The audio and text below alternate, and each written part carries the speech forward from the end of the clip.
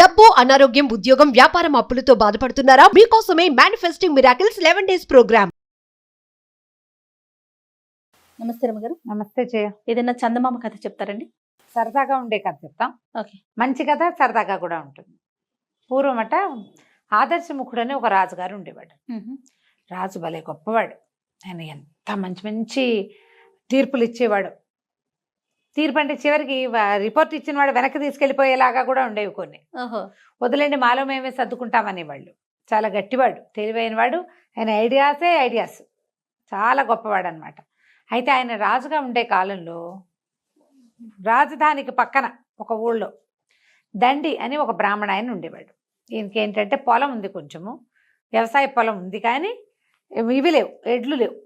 ఎడ్లు అయిపోయేసరికి బ్రాహ్మడు కదా, ఎవరిని అడిగినా వాళ్ళు ఎవరో ఒకళ్ళు తోలుతారు. ఓ ఆసామిని డబ్బులు ఉన్నాయని ఒక ఆయన్ని ఎడ్లు ఉన్నాయని అడిగాడు. ఏమిటి నాకు ఎడ్లు కావాలంటే ఆయన ఏమన్నాడు, సరే మా ఎడ్ల తోలుకోండి పంతులు గారు అని చెప్పాడు. ఈ దండ ఏం చేశాడు, ఓ జత మంచి పెద్ద ఎడ్ల సలీసుగా ఉన్న వాటిని తీసుకుని వెళ్ళాడు. తవ్వుకున్నాడు, దున్నుకున్నాడు నేల. దున్నుకున్న తర్వాత ఎడ్లను తోలుకొచ్చేసరికి వాళ్ళ ఆసామి నడవాలో కూర్చుని కంచం పెట్టుకుని అన్నం తింటున్నాడు. పొద్దుటి పూట సద్దన్నం తింటారు కదా. ఇది చూసేసరికి అలా అన్నం తినేవాడిని లేపు రావటం ఎందుకు లేని ఆయన చూస్తూనే ఉన్నాడు. ఆసామి ఇట్లా చూస్తూ ఉండగానే ఈ 2 ఎడ్లని కొట్టంలోకి తోలాడు. తోలి అన్నాడు, వెళ్ళిపోయాడు. ఏ నోటితోటి ఏమనలా, చెయ్యి ఊపాడు. ఈ ఆసామి అన్నం తింటూ ఎడ్లు 2 కొట్టంలోకి వెళ్ళటం చూశాడు కూడా. ఓకే. ఓ గంట పోయాక ఆయన దారిన ఆయన పోయాడు. ఒక గంట పోయాక ఈ అన్నం తింటున్న ఆసామి చేయి కడుక్కుని దొడ్లో ఏవో సవరించుకుని వాళ్ళతో వీళ్ళతో కబుర్లు చెప్పి కొట్టంలోకి వచ్చి చూసేసరికి ఎడ్లు లేవు. ఇదేం చేశాడు, కథ చెప్పుకున్నాం కదా ముందు, తోలాడు, కట్టాడు కాదు, తోలాడు అంతే. ఆయన కట్టుకుంటాడు అని ఊరుకున్నాడు. అక్కడి నుంచి ఎడ్లు వెతికాడు, అటు ఇటు ఎక్కడ కనపడలేదు. కొట్టంలో ఉండాల్సిన ఎడ్లు లేవు. పోయి దండిని అడిగాడు, మా కొట్టంలో మరి మా ఎడ్లేవి అని. కొట్టంలో తోలుతిని కాదు అన్నాడు. ఏం తోలేవు, కొట్టంలో లేవు, మరి వచ్చి చూపించన్నాడు. వెళ్తే ఏముంది, కొట్టం ఖాళీ, అందులో ఎడ్లు లేవు. నేను తోలేను, నువ్వు చూసావు అంటాడు. నువ్వు నాకు చెప్పలేదు, నువ్వు తోలలేదు అంటాడు ఈయన.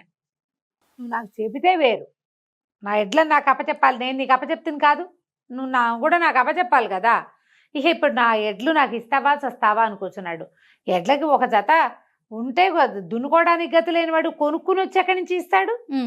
అక్కడి నుంచి ఆసామి గారు ఒప్పుకోలే. పదా రాజుగారి దగ్గరకు నీ సంగతి తెలుస్తానన్నాడు. ఇద్దరు బయలుదేరారు. ఇలాంటి కథ ఇదివరకు విన్నాం మనం. అవును. ఇద్దరు బయలుదేరితే దారిలో పోతుంటే ఒక ఏరు దాటి వెళ్ళాలి అవతలకి. ఒక వడ్రంగా అయిన ఒక ఆయన మనకేవో చిన్న పనులు చేసుకోవటానికి చెక్కలు కొట్టుకు రావడానికి అడవికి పోతున్నాడు. ఆ పోతూ ఏం చేశాడు, ఆ ఏరు దాటాలి. ఏరు ఎక్కువగా ఉంది. గొడ్డలింట అని నోటితో ఖర్చు పట్టుకుంటారు కదా, కర్రలు అలా పట్టుకుని ఏరు దాటుతూ ఉంటే ఈయన ఏం చేశాడు, ఇదండి చప్పట్లు కొట్టి, ఏంటి నీరు ఎక్కువగా ఉందా అని అడిగాడు. అడిగేసరికి అలా అవును అని నోరు చెప్పబోయాడు. నోట్లో కాస్త టుపుక్కని జారి పడిపోయింది. ఇట్లా అనాలి. సమాధానం చెప్పబోయేసరికి అలా అంటున్నాడు. ఆలేదు ఊలేదు, వెళ్ళైపోయింది గొడ్డలి నీళ్ళలో. ఏరు వడిగా ఉంది కదా, కొట్టుకుపోయింది. కొట్టుకుపోయేసరికి ఎవరెవరా బాపనాయన ఇంత పని చేసావు, నా గొడ్డలు నాకు తెచ్చి అన్నాడు. నేనేం చేశానయ్యా మధ్యలో అంటే, నువ్వు మాట్లాడిచ్చావు కాబట్టి నేను మాట్లాడా కాబట్టి అది కొట్టుకుపోయింది. ఇప్పుడు ఎవడు జవాబుదారీ, అంతే, తొలుత మాట్లాడిచ్చిన వాడు కాబట్టి నువ్వే నాకు ఇవ్వాలన్నాడు. అనేసరికి ఇప్పుడు ఏం చెయ్యాలి, ఆసామి అన్నాడు, మేము ఎలాగో రాజుగారి దగ్గరికి తీర్పుపోతున్నాం, నువ్వు కూడా రా అన్నాడు. ఆ ఏరు దాటితే బోళ్ళంత గడ్డి గాదం బోళ్ళని కనపడుతున్నాయి. ఒక చెట్టు కింద ఒక అంత మేకల మందు ఉంది. ఆ మందంతా చెట్టు కిందే మేస్తుంది ఒక చోటే. అయితే ఏమన్నాడు, బ్రాహ్మణానికి నోరు ఊరుకోదన్నమాట. నాకు మళ్ళీ పాపం ముందుకెళ్తూ, ఏరా అబ్బాయి ఎందుకురా నీ మేకలు ఇక్కడే మేస్తున్నాయి, అదంతా పైన బీడంతా బాగా పచ్చిక బీడు బాగుంది కదరా పైకి అంటే, ఏమోనండి ఏం చేసినా ఇక్కడే మేస్తాయి అయ్యగారు, ఎవరిని అడిగినా సమాధానం చెప్పట్లేదు, మీరు ఎక్కడికి వెళ్తున్నారు అన్నాడు. మేము ఆదర్శముఖ మహారాజును చూడడానికి వెళ్తున్నాం అంటే, రాజుగారిని కనుక్కొని చెప్పండి, ఎందుకు నా మేకలు ఇక్కడే మేస్తాయో నాకు తెలియదు, తోలినా సరే మళ్ళీ పరిగెత్తుకుంటూ ఇక్కడికే వచ్చేస్తాయి. అక్కడంతా గడ్డి ఉంది బాగా, ఇక్కడ కొంచెమే ఉంది, అయినా సరే ఇక్కడే వేళ్లాడుతూ ఉంటాయి, అవి వెళ్ళవు. సరే బాగానే ఉంది. అక్కడి నుంచి ఇంకా కొంచెం ముందుకెళ్ళారు. వెళ్తే ఒక పెద్ద పాముల పుట్ట దగ్గర కొంచెం యువతలుగా నిలబడి ఇట్లా చూస్తున్నాడు దాంట్లోకేసి. వాళ్ళిద్దరు పక్కన ఒక ఆసామి ఒక వడ్రంగి ఇద్దరు ఉన్నారా, వాళ్ళు నోరు మూసుకుని ఉంచున్నారు, నడుస్తున్నారు. ఈ భట్టి గారికి దండికి తోచదనమాట. ఏమిట్రా అబ్బాయి పొట్లో చూస్తున్నావు అన్నాడు. అనేసరికల్లా ఈ పొట్లో ఓ పాము ఉందండి, అప్పుడప్పుడు కాపాడుతుంది, కనపడుతూ ఉంటుంది. అయితే పొద్దున ఇందాక అది నేను ఇక్కడ చెట్టు కింద కూర్చుని పిల్లంగో బూదుకుంటుంటే ఇందులో నుంచి వచ్చిందండి, పొట్లోంచి జర జర జర జర పాకేసింది. ఒక గంట 2 గంటల తర్వాత వచ్చింది. అది ఇప్పుడు మళ్ళీ లోపలికి వెళ్ళబోయేటప్పుడు వెళ్ళలేదండి, అది వెళ్ళలేకపోయింది. వచ్చేటప్పుడు సులువుగా వచ్చేసింది, వెళ్ళేటప్పుడు ఎందుకు వెళ్ళలేకపోతుందో తెలియదు. చచ్చిపోయింది అది వెళ్ళటానికి, ఎంతసేపు పట్టిందో దానికి ఎందుకో తెలియట్లేదండి, ఎవరినైనా అడగాలన్నాడు. అని మీరు ఎక్కడికి వెళ్తున్నారంటే రాజు దగ్గరికి వెళ్తాం. అయితే రాజుగారిని అడగండి, పాము బయటకు వచ్చేటప్పుడు వేగంగా వచ్చి లోపలికి వెళ్ళేటప్పుడు తేలిగ్గా ఎందుకు వెళ్ళలేకపోతుంది, ఎందుకు టైట్గా వెళ్తుంది. మంచి ప్రశ్న. ఈ 4 ప్రశ్నలు పుచ్చుకుని పోయారు. 2 తీర్పులు, 2 ప్రశ్నలు. తీరా వెళ్ళేసరికల్లా ఏమైంది, రాజుగారు సరే వీళ్ళందరినీ విచారించాడు. విచారిస్తే దండ ఏం చెప్పాడంటే, స్పష్టంగా ఎడ్లను నేను లోపల తోలానండి, నడవాలో కూర్చుని అన్నం తింటున్నాడు, అక్షరాలా చూశాడు. ఈయనేమంటాడు, నా చెప్పలేదండి అంటున్నాడు ఆసామి.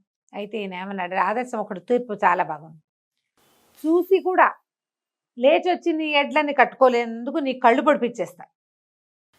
రాముడు తను ఎడ్లు తీసుకెళ్ళినవాడు, ఇదిగో నీ ఎడ్లు అని నీకు అప్పచెప్పినందుకు ఆయనకి 4 పీకిచ్చేస్తా. చెప్పు ఈ తీర్పు నీకు ఓకేనా అన్నట్టు.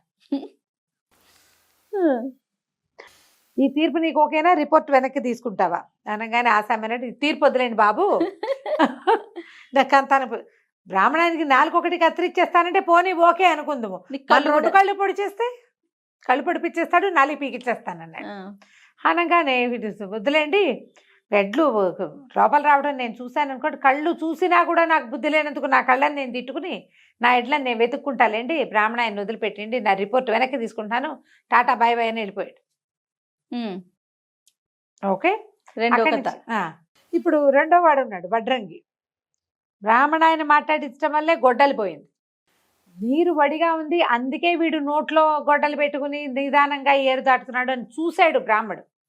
చూసినా కూడా అడిగాడు నిన్ను కదా, బ్రాహ్మడి కళ్ళు పొడిచేసేద్దాం, వాడి శిక్ష అయిపోయింది. ఇక నీ సంగతి ఏంటంటే, నీళ్లు వడిగా ఉన్నాయని తలూపి చెబితే సరిపోయేది, తలూపచ్చు, తలూపకుండా నోరు తెరిచి ఒకటి పళ్ళు పీకిచ్చేద్దాం నీవి, ఓకేనా అన్నాడు. పడ్రంగి వాడు అన్నాడు, ఎందుకు బాబు అంత కష్టం, పావల పెడితే గొడ్డలు వస్తుందండి, వద్దులేండి బ్రాహ్మణ ఆయన నేను క్షమించేసాను, నేను రిపోర్ట్ ఇవ్వను అని వాడు వెళ్ళిపోయాడు. ఇప్పుడు ఈ దగ్గర దండి దగ్గర 2 ప్రశ్నలు ఉన్నాయి, మేకలు అండ్ పాములు. ఈ మేకలు ఎందుకోనంటే ఒక చెట్టు కిందే మేస్తాయండి, అదొక పెద్ద నేరేడు చెట్టు, ఆ నేరేడు చెట్టు కిందే మేస్తున్నాయి.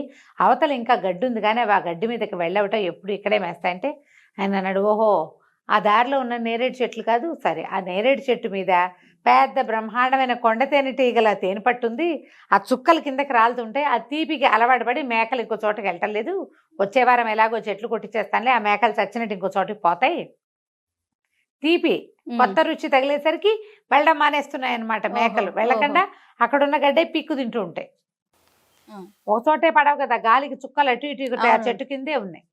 అక్కడి నుంచి ఇది కూడా అయిపోయింది, ఆ చెట్టు కొట్టించేస్తే మేకలు ఆ చెట్టు వదిలేసేసి వేరే చోటకి వెళ్తాయి, గడ్డున్న చోటకి, ఈ తీపి కాసిపడి ఇక్కడ ఉండకుండా ఉంటాయి. 4వది 2వ క్వశ్చన్, ఇక్కడ పాము బయటకు వచ్చేటప్పుడు ఆకలితో వస్తుంది, బక్క చిక్కిపోయింది, పొట్టలో ఆహారం అంతా అరిగిపోతుందా, బయటకు వచ్చేస్తుంది చకచక చకమని.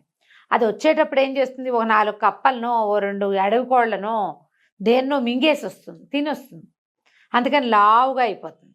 లోపలికి వెళ్ళేటప్పుడు ఆ కంతలోకి అందుకని వెళ్ళలేకపోతుంది, అంతే బాబు, బ్రెయిన్ పెడితే సరిపోయేది అని చెప్పాడు.